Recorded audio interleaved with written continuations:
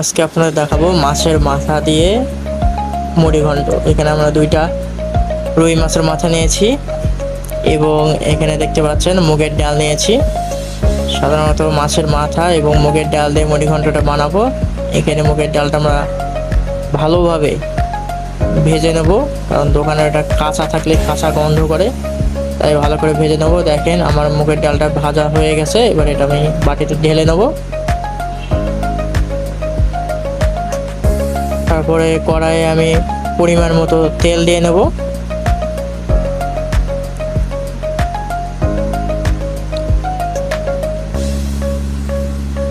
তেল দেওয়া হয়ে মাছ হলুদ লবণ দিয়ে মাখানো ছিল সেটা আমি দিয়ে দেবো। মাছটা আগে ভালো মতো ভেজে নিতে হবে।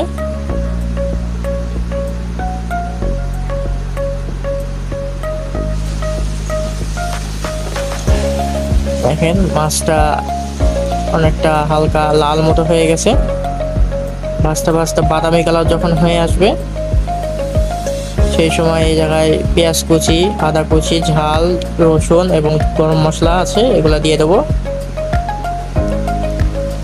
দিয়ে পেঁয়াজ কুচিগুলো আমরা ভালো করে ভেজে নেবো মাছের সাথে। এটা ভালোভাবে নাড়তে হবে, নয়তো নিচে লেগে যাওয়ার সম্ভাবনা থাকবে কড়াইয়ে। এবার আমি এখানে গোটা জিরা ছিটাই দেবো, দিয়ে ভালো করে নাড়বো যেন মাছ ভাজি এবং পেঁয়াজ ভাজিগুলা নিচে না লেগে যায়।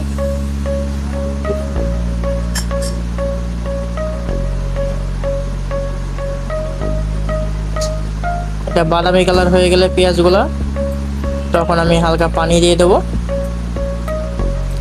দিয়ে পানিতে আমি ঝালের গুঁড়া, হলুদের গুঁড়া, লবণ এগুলো দিয়ে দেবো। মাংসের মশলা দিচ্ছি, রাঁধুনি মাংসের মশলা। এখানে ধনিয়া গুঁড়া দেবো, প্রাণের ধনিয়া গুঁড়া দিয়ে এটা ভালো মতো নাড়তে হবে।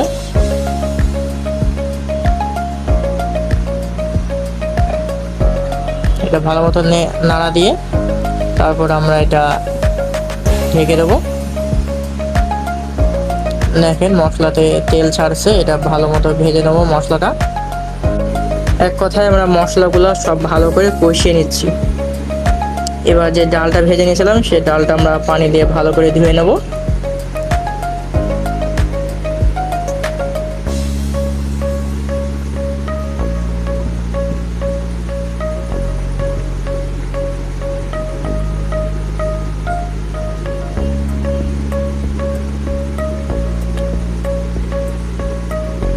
এটা ধোয়া হয়ে গেলে এবার আমরা ওই মশলা কষার মধ্যে দিয়ে দেবো।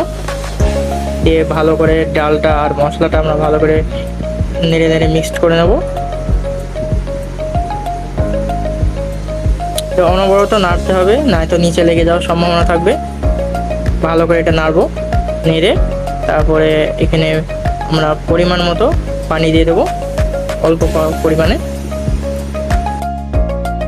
পানি দিয়ে এটা ভালো করে নেড়ে দিতে হবে যেন নিচে লেগে না যায়, সেই জন্য। এবার এটা আমরা ঢেকে দেবো।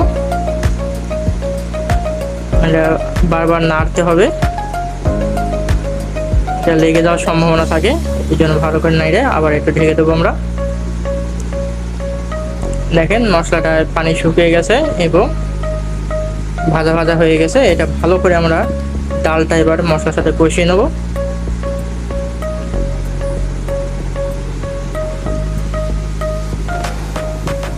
ভালো করে কষিয়ে নেওয়ার পর এই জায়গায় আমরা পরিমাণ মতো পানি দিয়ে দেব। পানি দিয়ে আমরা একটু ভালো করে নেড়ে দেবো ডালটা যেন লেগে না যায়। এবার আমরা ঢেকে দেবো। কিছুক্ষণ পরে দেখেন পানিটা ফুটতে শুরু করছে এবং ডালটাও একটু পরিমাণ সেদ্ধ হয়ে গেছে, যেন লেগে না যায় সেদিকে খেয়াল রাখবেন এবং নেড়ে দেবেন। ঢেকে দেবো। আমরা আবারও নেড়ে দেবো ডালটা দেখেন সেদ্ধ হয়ে গেছে, এটা যেন নিচে লেগে না যায় সেই জন্য আমরা বারবার নেড়ে দেবো। এরপর আমরা এই জায়গায় জিরা ভাজার গুঁড়া ছিটিয়ে দেবো। এটা অপশনাল, আপনারা দিলে দিতে পারেন, না দিলেও না দিতে পারেন। এটা দিলে একটা সুন্দর একটা স্মেল আসে। এবার ঢেকে দেবো।